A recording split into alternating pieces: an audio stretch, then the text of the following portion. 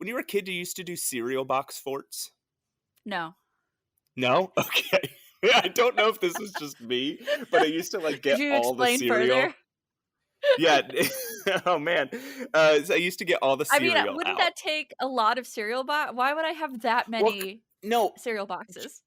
Well, you only need 3. So, okay, so What? you would okay, so I'd be like, I don't know if I want, Cookie Crisp or Trix or, I don't know, Chex, right?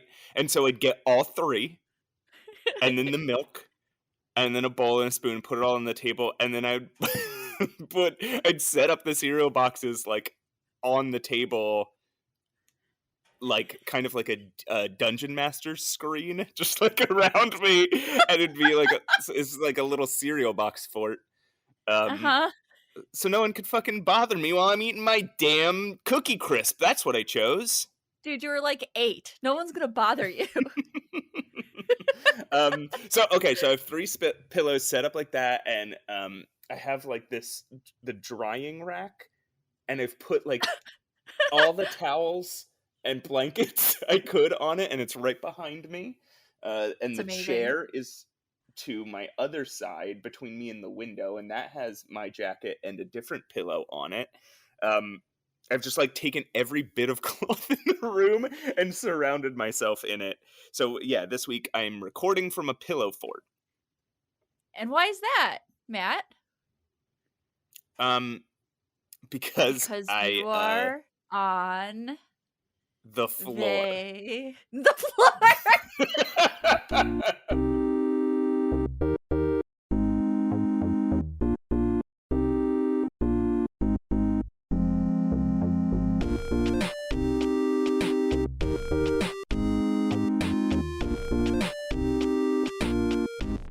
Hey everyone, Pushing Up Roses here, and I am here. Wow, I I was not prepared to bring us in.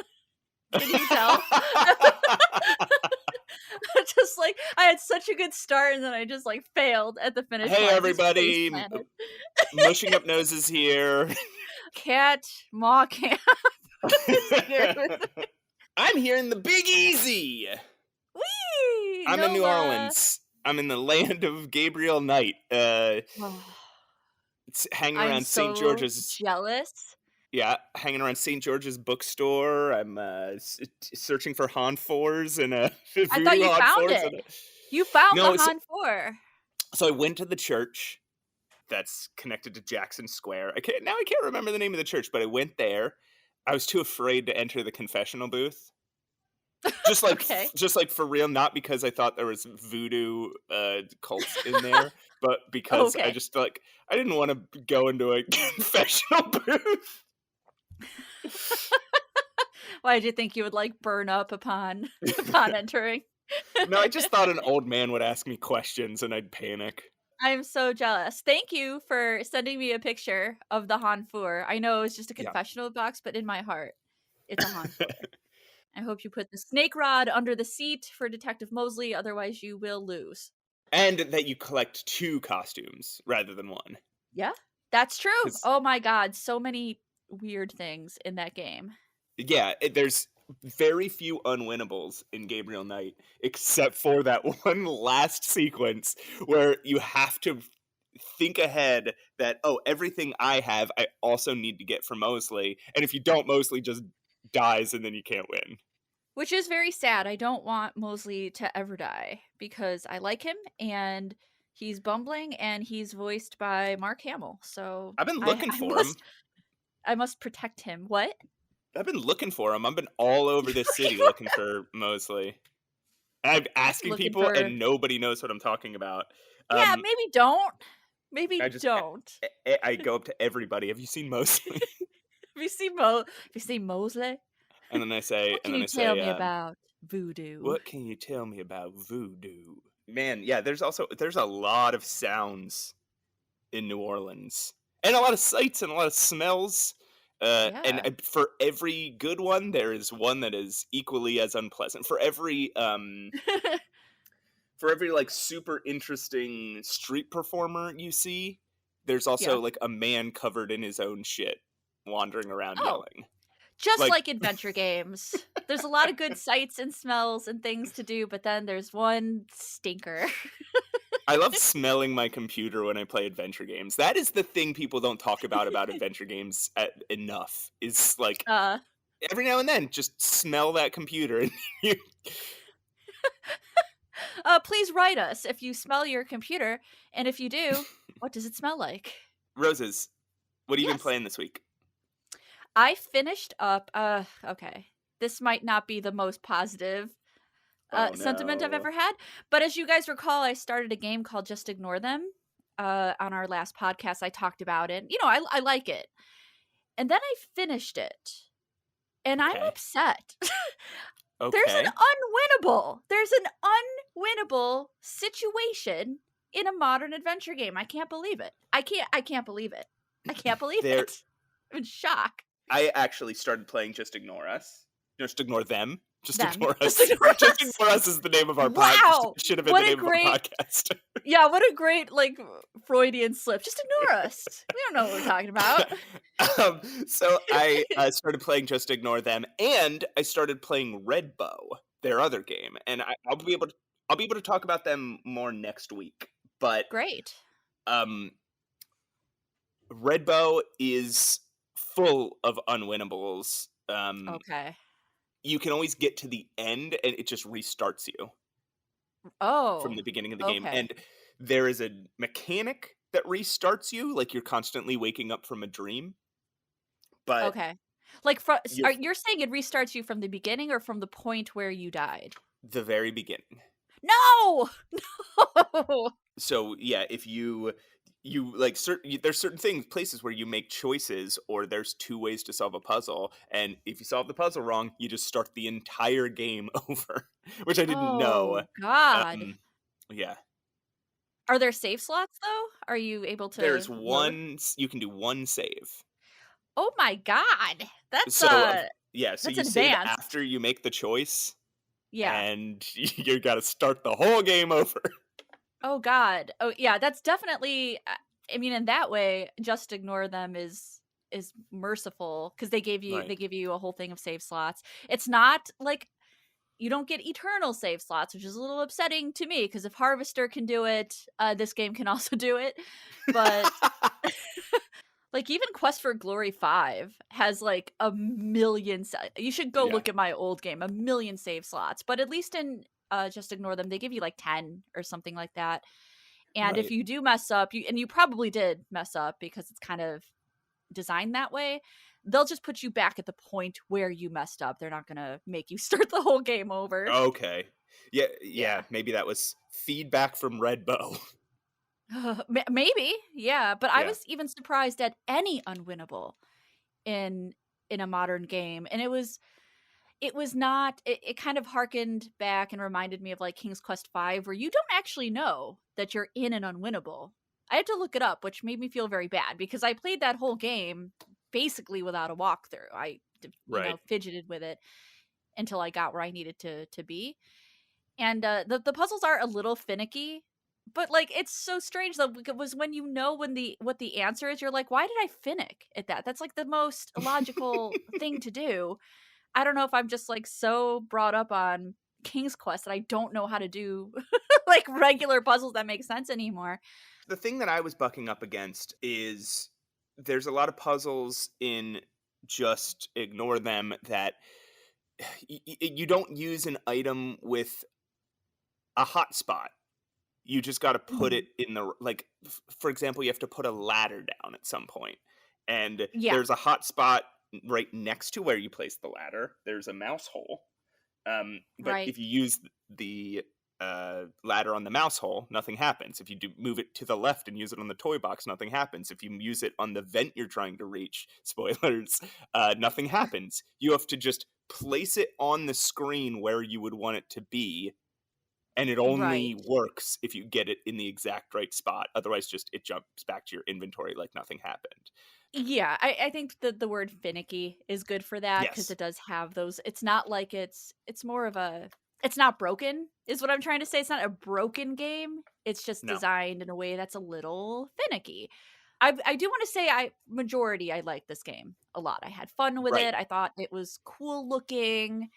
Um, I in general, I like modern adventure games, but that I just Well, can't believe there was an unwinnable at the end. I just can't believe it. so I brought my Steam Deck with me on vacation, and Oh, okay.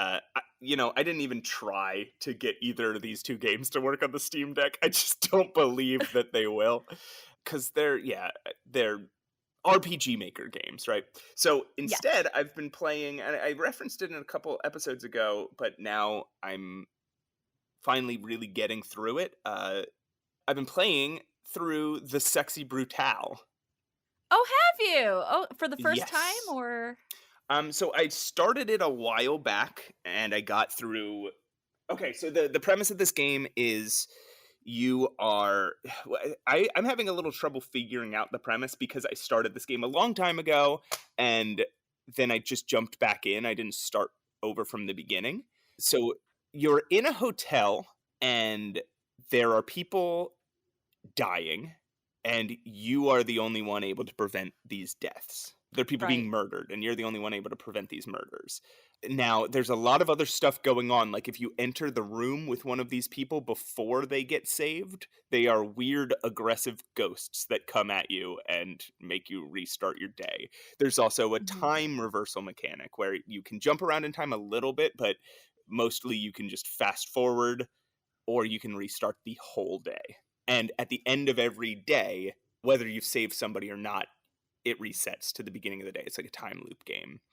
I played it years ago when it came out, so but I didn't like it. Everyone's gonna come for me because, guys, this is a very well-liked game. Actually, was a game that was received very positively, but in terms of adventure game, I think we all know that I'm not the biggest fan of what you would call logical puzzles or time reverse or stuff like that. I would rather throw sticks and boots at cats and mice all day in King's Quest versus a more I guess I guess you would call this would fall under logical puzzles. They feel a lot more like regular point and click puzzles to me now that I've actually been going through it.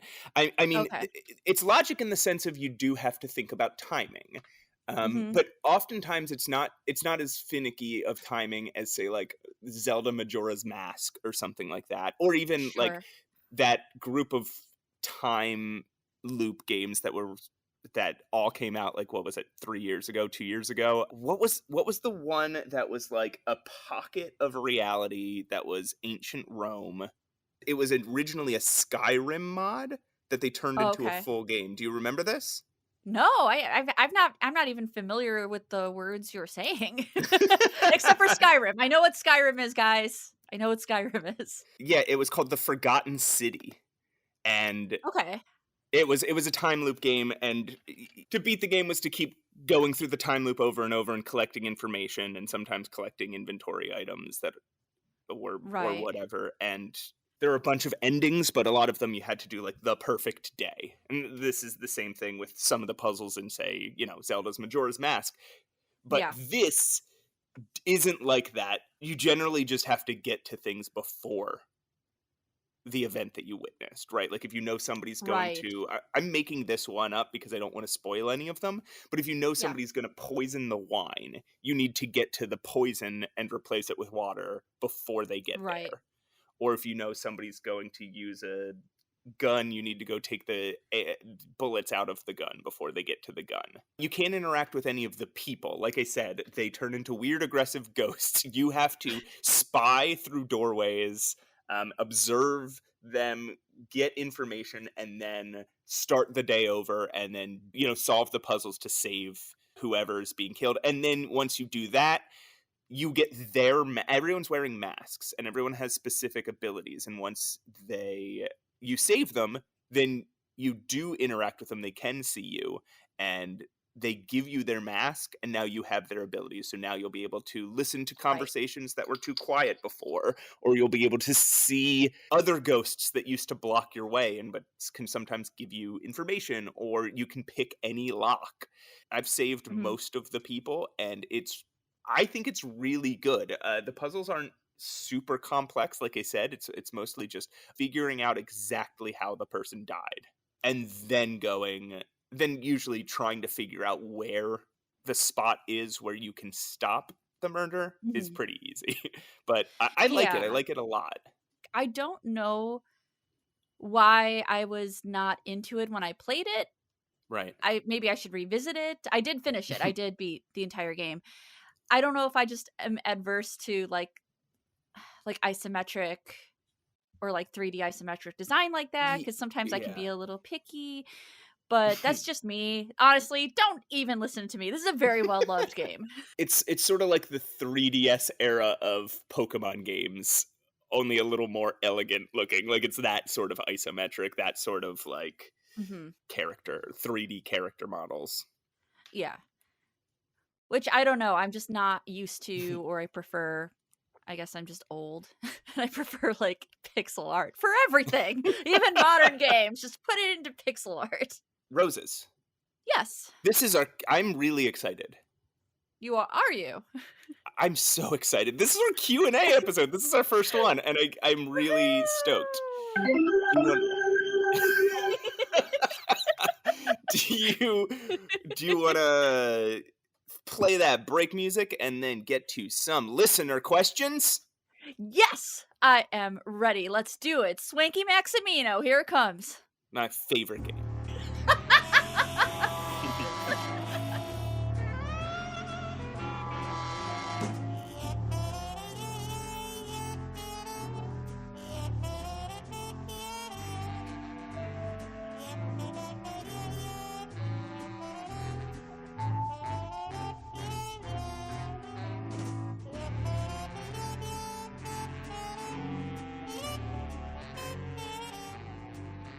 Hey, Roses.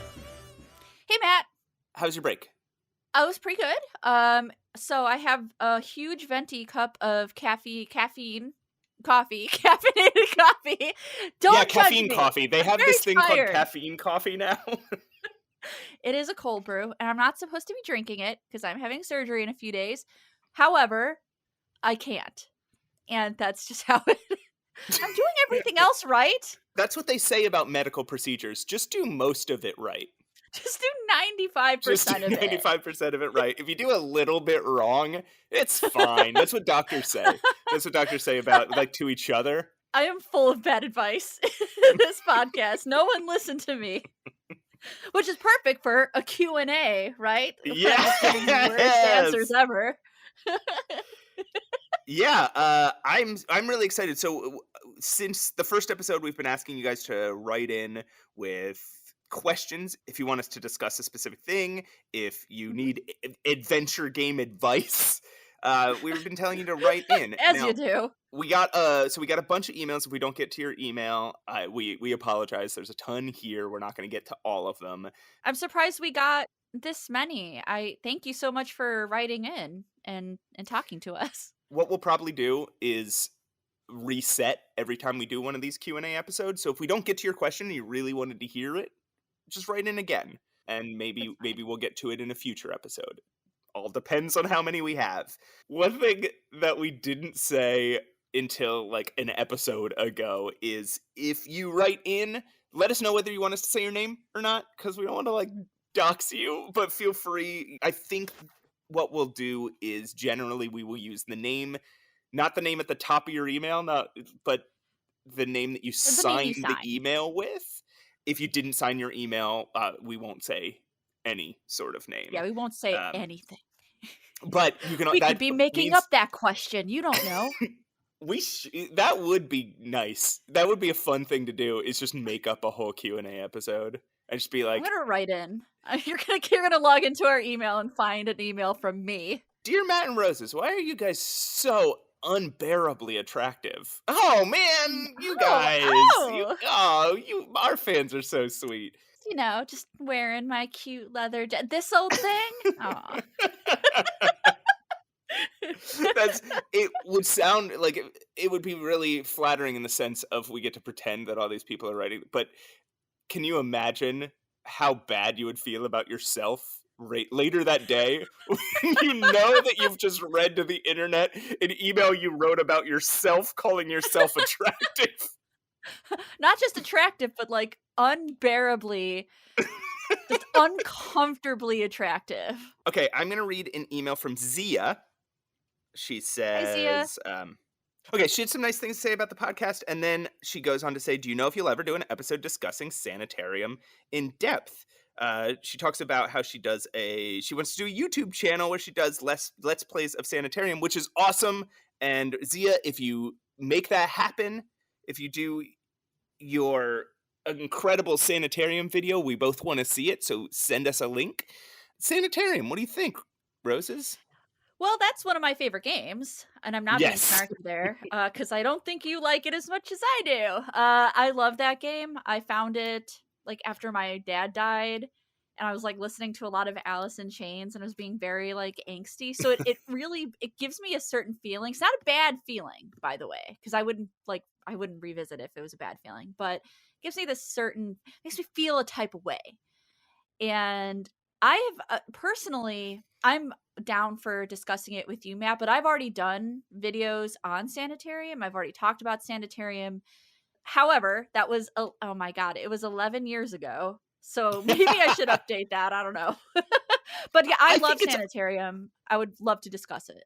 I like Sanitarium, and there's a lot to it. I think, I don't love the game. There's some sections I really liked, and some sections I didn't love. I thought the sort of metaphors in the game were pretty heavy-handed, but Yeah. I would love to. I don't think we'll do an entire Sanitarium episode, unfortunately, Zia, but I do expect us to discuss it at some point.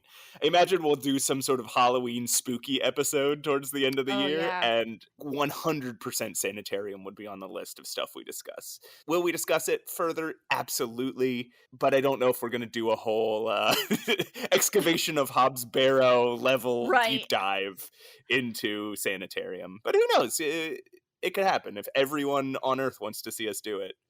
Yeah. Literally everyone on Earth, if every person on Earth writes Literally in. every person, including both of us somehow. I want to see a change.org petition with 8 billion signatures. Good Lord, please don't start that. You want to read our next email? Yes. I like this question a lot, actually. This Okay. is from Chris, and they want to know, when do you feel it's needed to use a walkthrough for a game? Is it spending time on a certain puzzle or area with no progress made, or is it an amount of overall time playing a game? So they want to know, when is it okay? Like, not that you need my permission or anything, Yeah. Chris. I think that games are meant to be a good time. I'm not going to say they're always fun, but they should at least be entertaining and hold your attention and be intriguing and interesting to you. And when I feel like when you are getting frustrated and that is no longer the case, then I will pull up a walkthrough, because Right. I don't ever want anyone feeling frustrated with with an adventure game experience. I sometimes even think that it's okay to always use from the beginning to use a walkthrough, though you may not be that might take away the attention you're paying to the game. So I do think Right. you need to make an attempt without a walkthrough. But if you're just banging your head against a wall and you're not getting anywhere, absolutely bring up a walkthrough. Look, I think this will end up being like basically a motto on the show is there's no wrong way to play a game. Mm-hmm. There's you're not going to no one's going to come and knock the keyboard off your desk and be like you're doing it wrong. Like and people who people who on the internet say that you're playing a game wrong or like they're all that's the dumbest thing ever, right? Like enjoy games the way you want to enjoy them. Yeah. So I wouldn't begrudge anyone playing a walkthrough, but my personal philosophy on it is kind of like Rose's. If I start to get frustrated, oftentimes I'll say if I have been in if between the last puzzle and the next one, like if I'm trying to solve a puzzle and I've been in every room in the game that I can access twice, Mm-hmm. that's when I'm like, all right, either I'm being particularly dense right now, or this is a poorly designed puzzle. And, you know, when you look at a walkthrough, there's two ways you can feel, right? When you finally resort to the walkthrough, you can go, Like a failure? oh, you can go, oh, I'm dumb, right? And that's Yes. sort of a bad feeling, but also you can have a sense of humor about it. The other feeling, which is the bad one, is, oh, that's dumb. Where you feel like, how the hell would I have figured that out? That is the dumbest, like, and at that point, then it's a good idea that you used the walkthrough, because the puzzle, like, obviously, whether or not the puzzle was designed poorly, like, it's something that wasn't clicking with you. It's something that doesn't make sense to you and doesn't work for you. So, Yeah. And it's no bearing on, like, how smart you are or how no. patient you are with adventure games. I have played a lot of illogical adventure games, and I still get very stuck on modern indie titles. I'll get stuck. As I was saying, I got stuck on doing finicky things on, just ignore them. But I will say that I do think it's important to give it a try for your own interest, because sometimes when I used to do this when I did reviews, when I did adventure game reviews on the channel, I would use a walkthrough for the majority. And granted, I would be revisiting these games. I had already played them. But when you're trying to focus on a walkthrough and follow a guide and play the game, you can actually kind of miss out on the narrative. It's kind of like information overload. So I do think you owe it to yourself to give it a try first, so you can pay Yeah. attention to that narrative. So, yeah, I think what's important about that is being honest with yourself. Like, am I having fun? And Yeah. if you have fun just checking off a list and going through and like being like, okay, use banana with man, use dead man with dumpster, right? Like, if Wait, you, why do you have a dead man in your inventory? Why did that come up, Matt?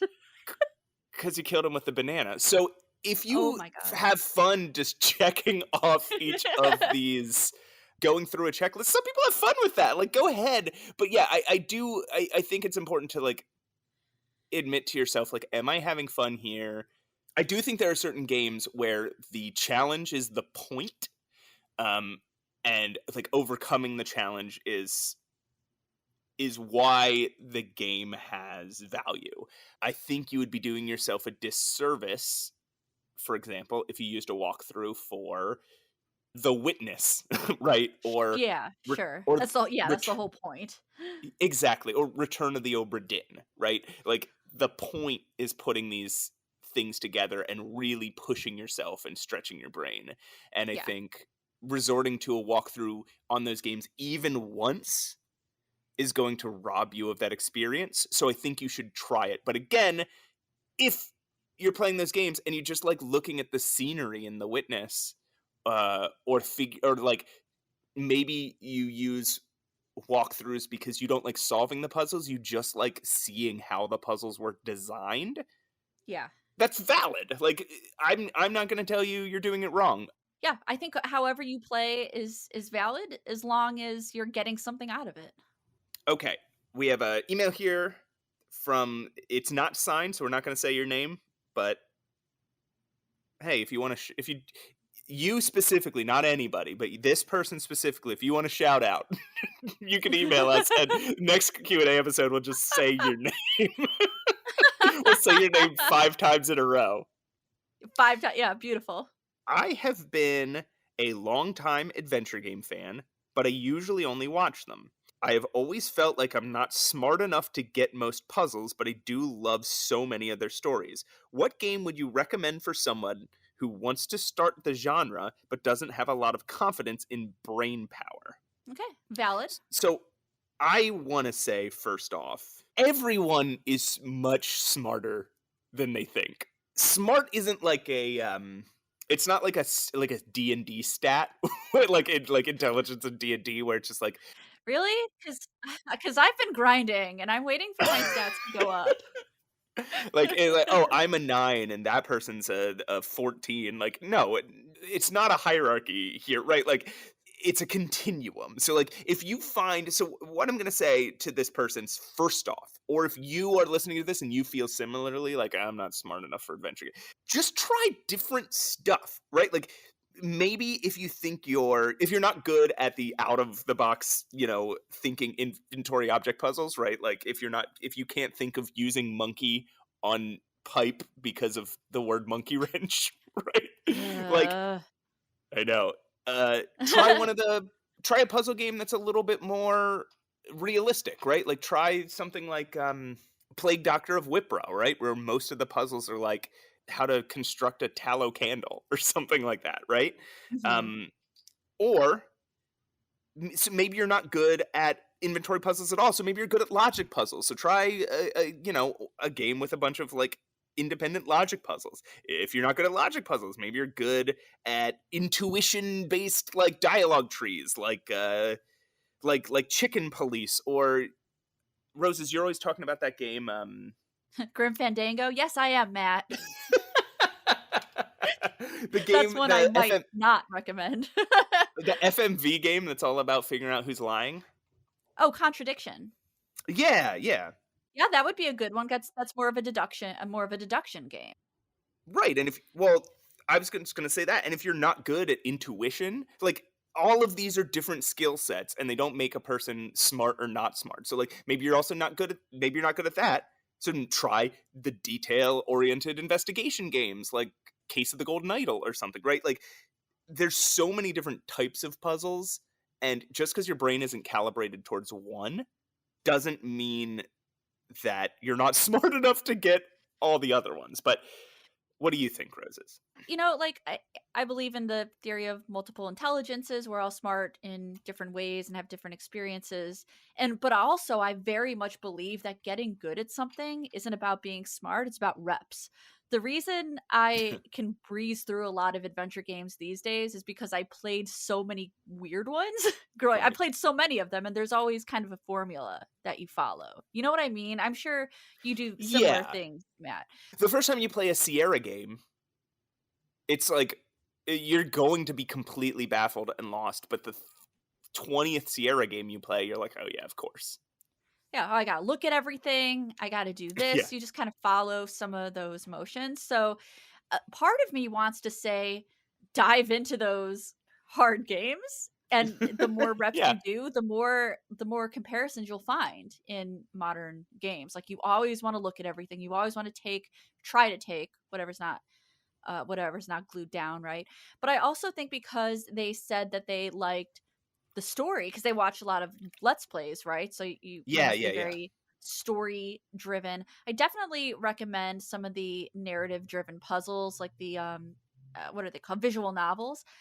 My Yes. first instinct was to say Night in the Woods, because it's a little bit more of a visual novel, very light on puzzles, a lot of dialogue, great aesthetic. Night in the Woods is more about a vibe. It's more about a story, and it's more about a Yes. vibe that you get. Or you can try some of the what we would call walking sims, in not a derogatory way, by the way. No, I'm we just love kind them. of categor yeah, we love it. We love it. We're just going to categorize it as that. I would recommend something like What Remains of Edith Finch, very, very narrative heavy, or The Vanishing of Ethan Carter, which is, I think, it is narrative heavy, but there's more things that you can trigger, to do. Right. Those are both very good games, and I'll throw in Firewatch again if you're Yeah, looking at Firewatch. these sort of walking sims. And I second Night in the Woods. So I'll add to Night in the Woods. I'll add Beacon Pines, which is Oh, I a haven't played that one. it's a very narrative focused game. But and it's branching. It's like branching universes, right? You come across situations where you use words that you've collected as inventory items, and like every choice you make in that sense will send you down a new path, and then you can go revisit any of those branching paths to fill Mhm. out the whole story. It's very good, again, very narrative focused, very light on puzzles. You could even say there aren't puzzles, maybe, Right. unless because if you're not interested in finding every single pathway, it's not going to be too puzzly. But then a game that does have puzzles, and this person says they like pixel art rather than cartoony games. Okay. So I don't know exactly what I'd recommend in that front, but the game I'm about to recommend is a little more cartoony. It's Jenny LeClue.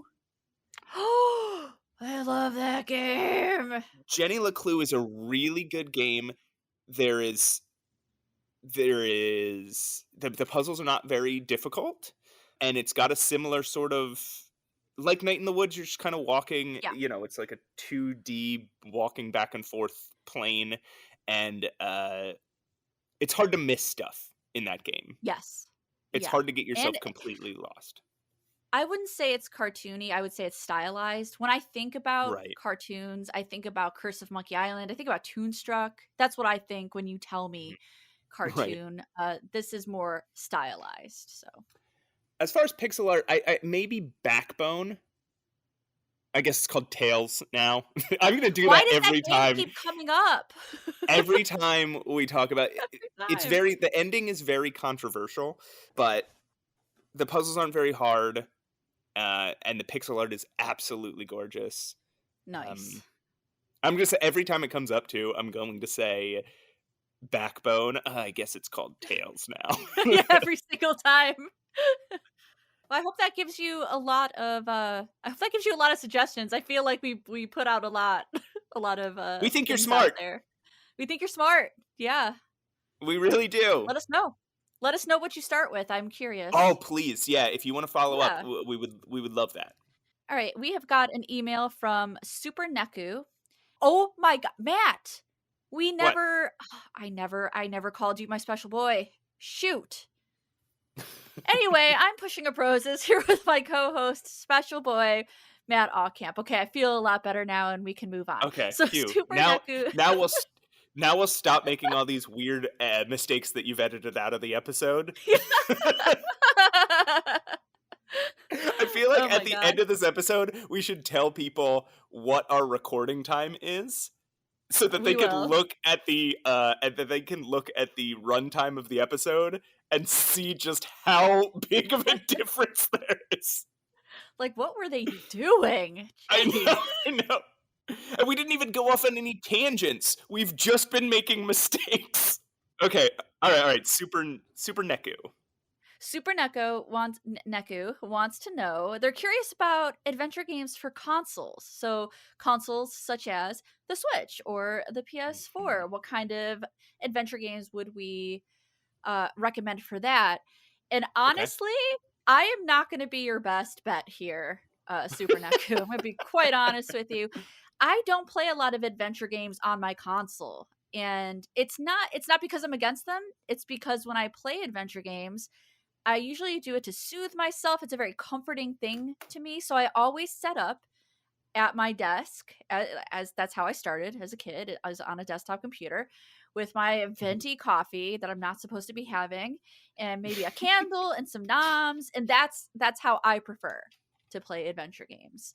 I think adventure games are suited for the mouse and a desktop computer, so I am not your best bet, but Matt, my very versatile co-host and precious boy, he might have some great suggestions for you.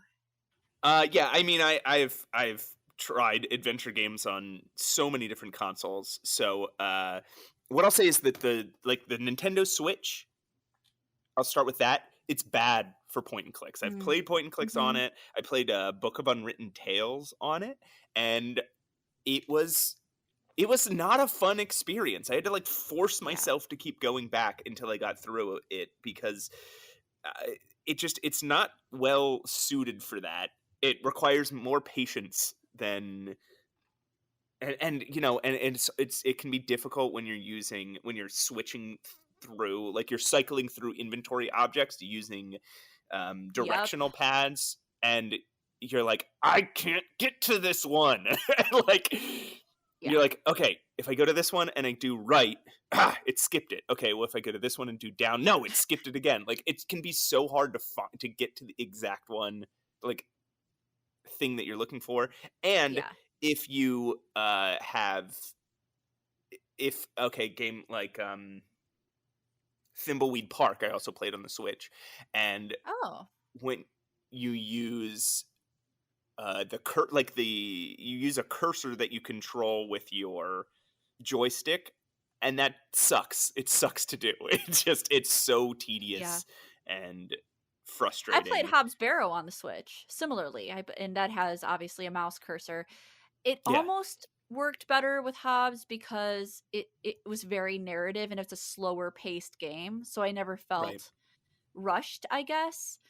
But yeah, the point and clicks are not good for anything that has like an analog stick. It just makes it slower, and that could be discouraging to the player. Right. No, you need a mouse, and even touchscreen is weird. Like Yeah. I've played some of Randall's Monday on my phone, and it's Hmm. you're stabbing at the art with your big fat finger. Like it's not fun. Like uh I don't suggest point and click games on handheld consoles. Um but like okay, PS4, I played some adventure games on that, and they're really great for like action adventure games like Stray, that cat game. Mm. Yep, um I love Stray. it's great for puzzle platformers like that game Brothers. What about like It Takes Two? Right. Anything that's a puzzle platformer, like Yeah. Unraveled or Limbo or Yeah, Inside, Limbo. Hmm. those are great. You know, in fact, I'll say those like kind of reduced, those kind of like reductionist puzzle platformers are really, really good on the Switch. But they're also good on a PlayStation or I assume an Xbox or something like that. The Steam Deck, I really like my Steam Deck. I was really excited to get it, and you know, it has been amazing for FM. I don't know exactly why, but FMV games feel so good on my Steam Ooh. Deck. So I played like Murderous Muses or the Infectious Madness of Dr. Decker, like the Devecchi Studio games, are Yeah, good on yeah. the Steam Deck. Um, and I recently have been playing Who Pressed Mute on Uncle Marcus. I like that title. um, Uncle Marcus is played by the dude from The Office. I can't remember his name, but he was Michael's boss for a while, Oh, and then he Michael's got boss. fired. Okay. Yeah. Yeah, and then he made that he was in like a band with his son in like a later episode. I can't remember that Yeah. guy's name or the actor's name, but he plays Marcus in Who Pressed Mute on Uncle Marcus, and it's a really fun, cute game. Visual novels are really good on, I'm sure all consoles, but really good on the Steam Deck. So Mhm. the Ace Attorney games, the Danganronpa games, like it's a really cool thing to have, especially like if you're the sort of person who likes to read, or even if you like to like scroll on your phone before you go to bed at night, you just have a visual novel on your Steam Deck and pick it up and just like play a chapter and Yeah. then go to bed. It's like really nice for that. I'm also inclined to throw out like Firewatch on there as well, which is Oh half yeah, visual novel, half exploration. Anything that has an exploratory mechanic, I think is going to work well with the analog stick. yeah, I'm sure you're right there. I have not tried to play one of those games um, on a console, but I'm sure you're right. Those seem like they would be very good. But point and clicks, keep them on your computer. Yep, it's a Sorry to no. say, if you don't, if you're not a PC gamer, I'm sorry about that, but they're just much better on a computer. So this one is from Mike. He says, hello, Matt and Roses. My wife is working on an adventure game that she wants to make now. What sort of puzzles would you like to see in a modern adventure game or Hmm. adventure games in general? What is on your this would be fun list for a modern adventure game that keeps the spirit of old games alive? Hmm. Okay. Okay. Yeah. I have thought about this a lot as like this used to be my entire thing, right? As a Right. gaming adventure game YouTubers, I would discuss this kind of thing. And it's a tough question to answer because old school adventure gamings needed to change because Yes. they were so difficult and technology has evolved. And so those things needed to change, right? But I do what I like to see a lot of the time that just makes me feel good are kind of similarities. And this I don't know, this might sound like the most basic answer on the planet, but I like seeing similarities in inventory objects. So like Matt and I discussed, like we always see like a loose crank in an adventure game, even though we don't see them in real life. But if I found one in a modern adventure game, I'd be like, "Aw." You know what I mean? Like that's so Here's my old reminiscent. buddy, the loose crank. Yeah. Yeah, I want, for me, I want the design to get better and more accessible for people. But I really like like there's always, for example, there's always like a lantern in an adventure game. Always. I don't know why. Oh, I don't know why we're in yeah. the dark all the time, but there's always a lantern. And I just really like seeing that. It keeps my nostalgia very high, and it just kind of reminds me of like where we came from, I guess. And so I'm sure we can name more. Matt and I accumulated have played many adventure games where you pick Yeah. up and collect inventory. So I'm sure we can come up with even more inventory items that make sense for that. But that's my answer, is in modern adventure games, I kind of like that familiarity. I like the nod to like, why is it dark in here? Here's a lantern. And or Yeah. like I said, a loose crank, which Loose makes no crank. sense ever, but it Chewed cracks gum. me up. Chewed gum, yeah.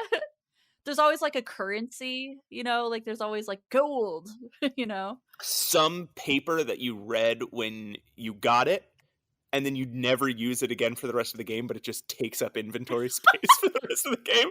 You're like, why do I still have this So pamphlet true. that I got at this point in the game world probably a month ago? That is the most true thing I've ever heard about adventure Yeah. games. I have so many pamphlets and like letters, and I'm like, Pamphlets, it's a just still letter. photographs of like characters. It's so absurd that those ever entered in your inventory, right? Like, like I guess they want you to be able to refer back to them, but like, Yeah. don't do that now. Now you could just have a menu screen that's like everything you've ever read. Here it is. Like, anyway, yeah, I don't know. I'm not a huge like. I get keeping the old school alive, but I think adventure games. I think people should experiment with them, right? Like, I think Yeah. pushing them forward in new directions is like that's the strength of this genre, right? If you're doing shoot 'em ups, you have to have ammo laying around, and you have to have poles that your person can hide behind, right? Like, Right.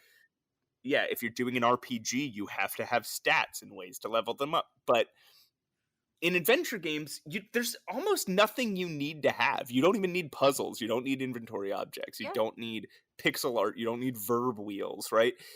I just don't see a value in us constantly going back to the retro thing. Um, Right.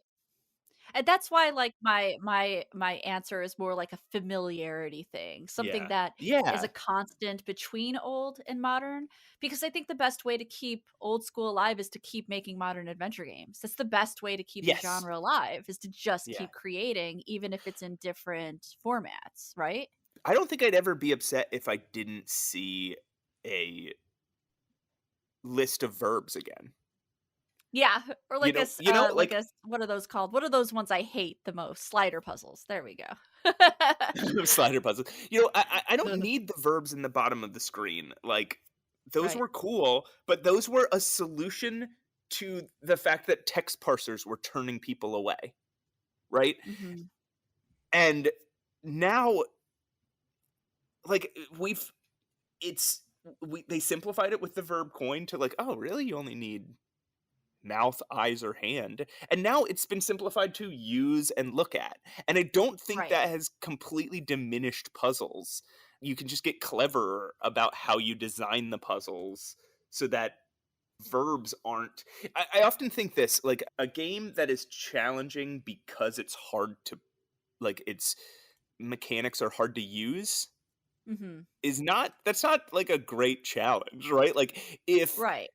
I'm thinking about like early 3D platform games where it was so hard to play Crash Bandicoot, not because the platforming was necessarily well designed. it was challenging to play because it was hard to make Crash go where you wanted him to go. Like, Right. the difficulty in Crash was that the walking was bad.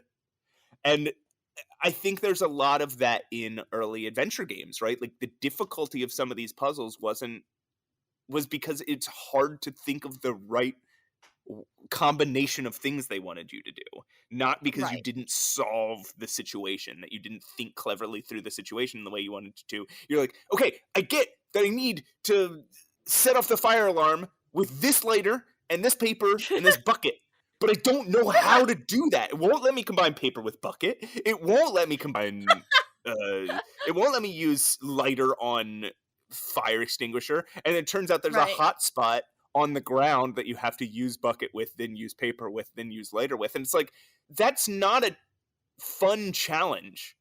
That's Right. just the game having limitations. Yeah, um exactly.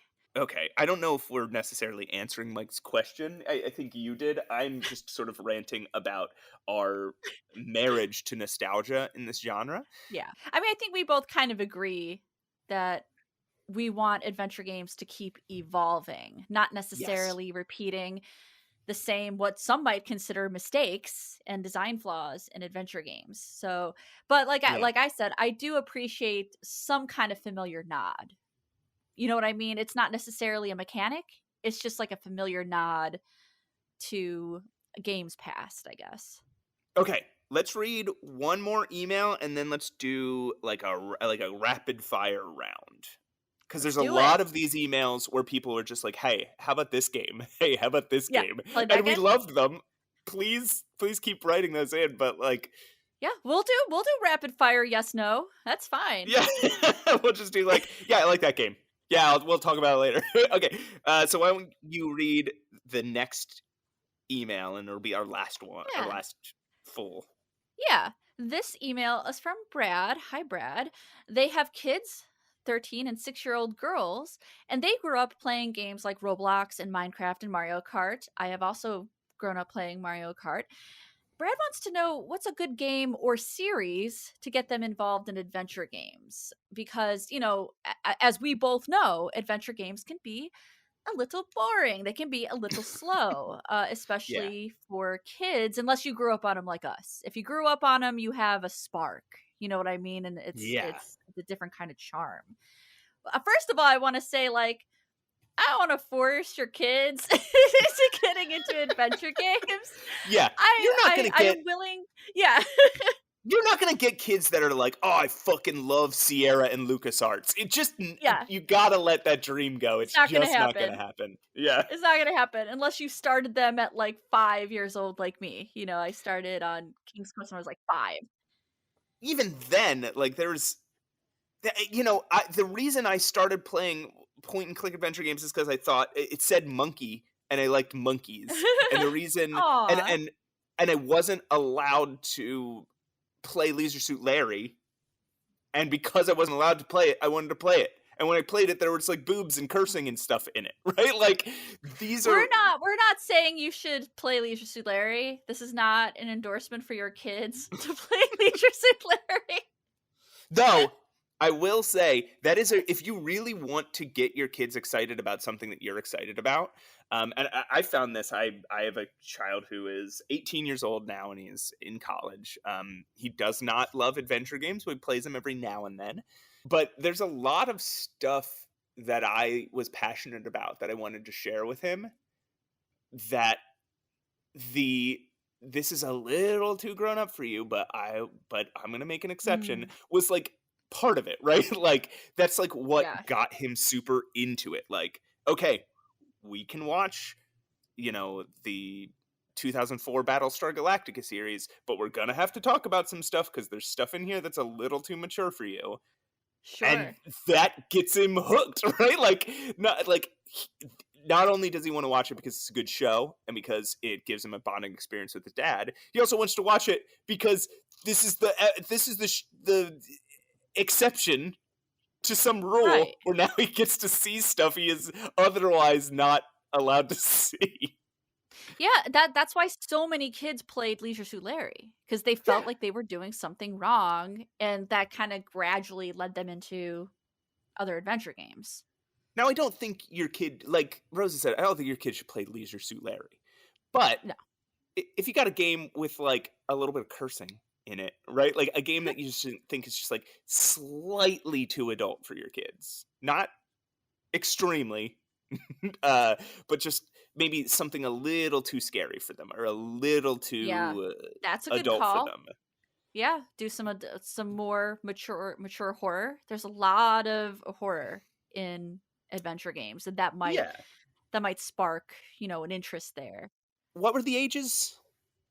13 and 16. So I think 13 horror and would be 16? fine for a Oh, teenager. Yeah. yeah. I was even Yeah. thinking I misheard and I thought they were younger than that. So, yeah, no, if they're 13 and 16, yeah, mature horror is perfect. If there's like this is the one game they get to play, you don't let them play violent games, but they get to play this Right. one game and there's some violent scenes, they're going to be like, "Oh, yeah." Or maybe there's a boob in it or someone says fuck, right? Like they now feel again, not only like they're connected to you, and not only like the game is good because make sure you get them to play something that is.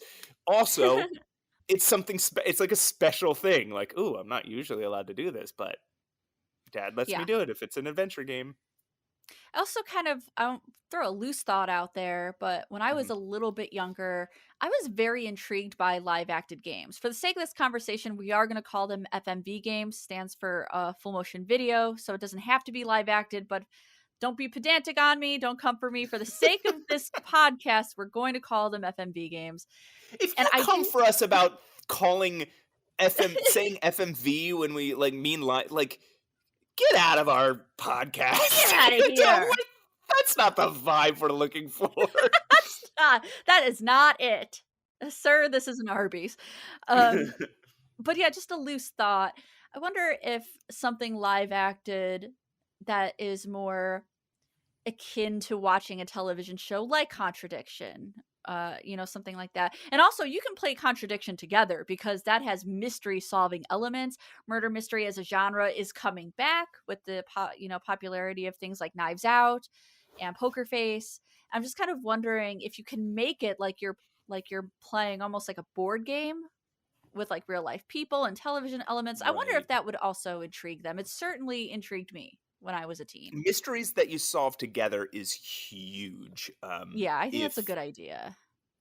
I played all these Sherlock Holmes um, consulting detective games with my son, and now these are hard to find and hard to get running. I think the first three are on Steam, and those you can run just fine, but the later games are very difficult to get running. But each game is an individual case that you watch little video scenes Hmm. and then you have to solve like okay what happened, you have to be Sherlock Holmes, and that's like yeah that's kind of like a board game, like that's a group experience, and that might be something really cool if you can get them to sit with you through a game like Return of the Obra Dinn or Paradise Killer, or again some game where you're solving a mystery. It's a really good bonding activity. Yeah. Yeah, right? Go me. Proud of that suggestion. Yeah, I mean, I did. That's what I used to do with my son. Like, he used to Hmm. just whenever I had a really cool like mystery deduction game, we would sit and play it together. Oftentimes, I'd get a little overzealous and I'd play the whole thing, and then I'd play it with him, and I'd just Sure. have to keep my mouth shut. But Matt, please. the other thing I'd suggest is adventure games with other like different elements, with like Like action hi elements. Like I was thinking like hybrid adventure games. yeah, my thought would be like Uncharted or Stray. Games where Yeah, there's adventure game elements, but there's also and Stray has a cute kitty cat. that's true. It has cat, and who does not like cats? If you Everyone loves do, that's cat. not the vibe. We will not be yelled at for saying FMV, and you better like cats. What other hybrids are you thinking of? I don't know if this counts or not, but I want to loosely suggest something like Animal Crossing because it gets it gets people used to talking to characters and crafting things and kind of using a slight inventory, because you do collect things in Animal Right. Crossing, and dialogue and character. It's just, I don't know, it's just a very casual, very like nice experience. A lot of teens like Animal Crossing, and a lot of, like, for example, my younger niece, she got into gaming with adventure game puzzles because of Animal Crossing, because it was kind of like a Okay. gateway. You know, it's a gateway drug. Animal It's a Crossing is gateway. a gateway drug. Anytime anybody explains Animal Crossing, I'm just like, oh, it sounds like a lot of fun. You know what? I played it a lot over lockdown, and it saved my life. Animal Crossing Yeah, saved my life, and it's also a gateway drug, which is weird and conflicting. okay. Let's do a quick let's do sort of like a rapid fire. We have a bunch of emails where people just asked us our opinions about a game. So we'll just bring them up. We'll say our quick thing about them, whether we've played it, how we feel about it, whether we're going to discuss it later, that sort of thing. I'm gonna say I don't trust Matt to do anything rapid fire. Yeah, you'll have to cut me off. You'll just go like, oh, play. What you have a whole soundboard. What's a good sound that you can play? What about this? Okay, yeah. That's If you me. feel like I'm That's me expressing disappointment that you are not doing rapid fire. Just okay, all right, yeah. That's what you'll play if I start going too long. all right. Just follow my lead, Okay. okay? Just follow my lead. Okay, you ready? Are you ready for this? Okay. Yes. Dana wants to know if we played Return to Monkey Island and our quick thoughts. I love Return to Monkey Island. I think it's a great game. Highly recommend. Matt? Yeah, it's incredible. It's an incredible game, and it's the themes are really great, and I think we will probably discuss it at more length sometime in the future. Absolutely. And now, from Chase, Indy and the Fate of Atlantis. Embarrassingly, no, I haven't. What? Nobody come for, oh my god, nobody come for me. Indy and the Fate of Atlantis. I guess I deserve this then. You deserve that. Yeah. Yes, I've played Indy and the Fate of Indiana Jones and the Fate of Atlantis. It's great.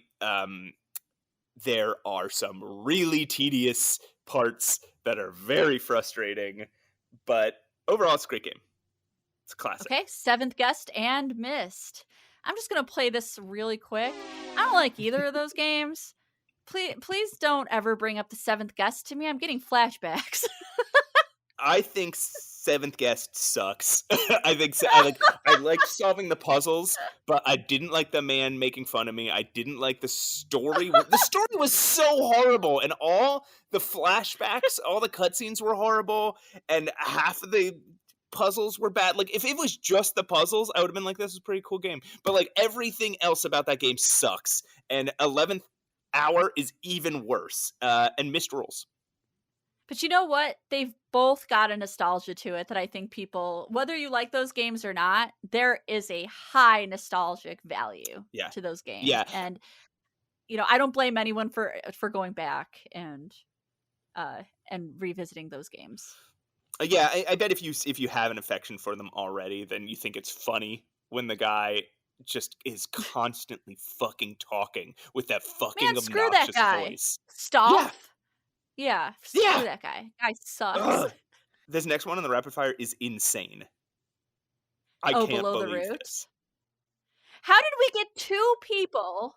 Two people wrote us about Below the Root. What? It's very, very obscure. I learned about that game on Home of the Underdogs back in the day because it was highly rated on Home of the Underdogs. Below the Root, very obscure, very old adventure game. I have only played a little bit of it because it's so old that it frustrates me. Just being honest.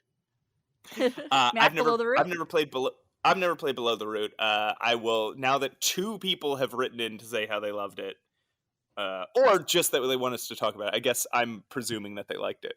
They might be like, I want you to talk about it because it's awful. But I'll have to play it. Now I'm intrigued. I'll play Below the Root.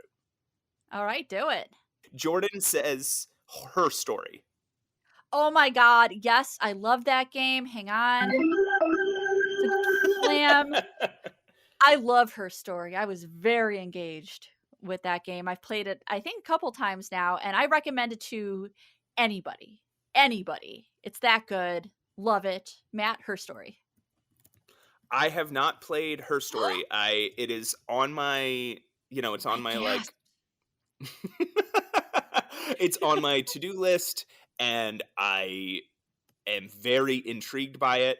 I've played Sam Barlow's I've played Immortality, and I loved Mhm. Immortality. But I haven't played Her Story. I definitely will at some point. Just don't know when. Dude, you're gonna like it. Trust me. Yeah. It's very engaging. And for our final rapid fire, The Last Door, which I have not played, but it's been recommended to me at least 50 times. So there must be something about it. Yeah, I it's another game that I own and is a high on my list. Have not played it. I guess we'll have to play The Last Door. I think Below the Root, Her Story, and The Last Door. I think we'll have to play these games. Yeah, now I'm intrigued enough to revisit The Last Door. So I think I might give that a shot now after the 51st recommendation. I've never heard anybody say a bad thing about The Last Door. No, same. And Her Story for that matter. I've heard people say bad things about Her Story, but they're What? probably wrong. Send them to me. Send I mean, I them think to me. it's a very specific style of game. It sets off It that is. argument about like, oh, what is a game, which is the stupidest argument ever. But I don't even care. I don't even care about. I don't give a Sorry, shit. sorry, I'll sorry. play any game. Sorry, guys. Sorry. Let's reel it back in. Reeling it in. Okay, I'm back. So I think that's all the time we have for Q&A. Guys, thank you so much for all the amazing emails, the ones that we read and the ones we didn't get to. You guys are awesome. Please keep writing in. Let us know whether you want us to say your name or not. Yeah, that was great. I love these questions. I love them. Roses, I feel like let's play. I love our goodbyes to be contained. You know what I mean? Okay. So Explain. do you want to play the break music? Play the break music, and then we'll say And goodbye. then we'll say goodbye. Yeah. I love them to be I all will do low. that. I love it to be in its own little. Okay, all right. Thanks. Aw. Okay. This is why we call Matt our special boy, because he has just the most precious, brilliant ideas. So here it comes. Swanky Maximino, and then we'll say goodbye. My favorite. Hey, Roses. Hey, Matt. Did you enjoy your little break? I did. I finished my venti coffee, and I am awake. But when I say awake, I mostly mean wired, which is not as good. I'm so excited to get out of this sweaty pillow fort on the floor of my hotel room. Oh, dear. Well, thank you for your dedication, Matt. We appreciate it. You didn't have to do this. You're literally on vacation in a In the hotel Big in a pillow fort. Easy! In the Big Easy in NOLA. So you didn't have to do this, but thank you for recording. No.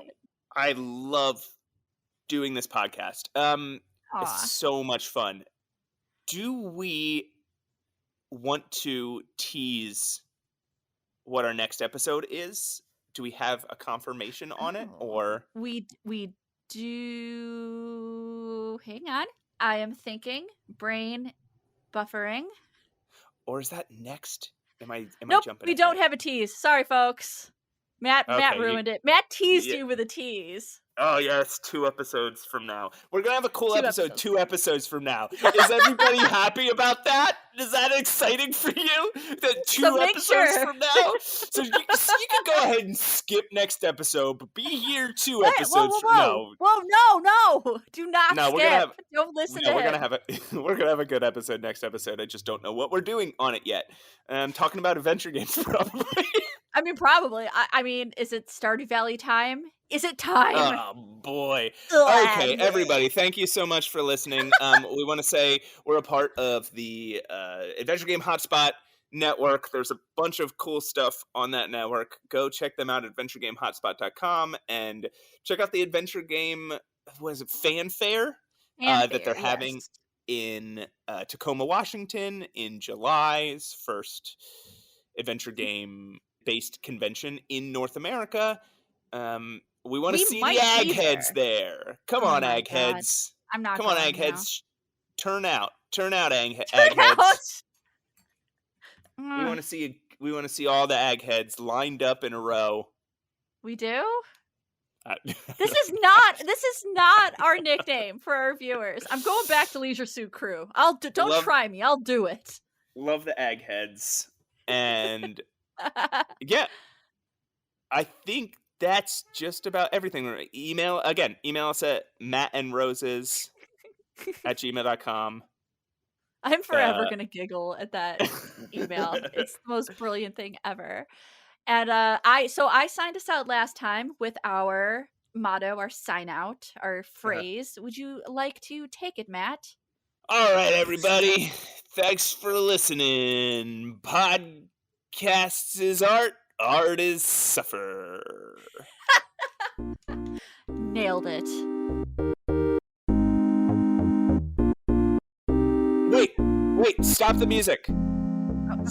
Stop the music. What? Oh my god, what? We said we were going to tell people what our recording time is so that they could compare it and note it. And again, we did not go off on any tangents that we were like, oh, this isn't for the show. So we are at a minute. A minute? I wish it was a minute. We are at an hour and 41 minutes right now. So when you look at your podcast player and it's like an hour and 20 minutes, like that is how much we messed up. Yeah. Okay, play the outro music. Or Jello. All right, I'm putting that out. Outro music. Go. Podcasts are suffer.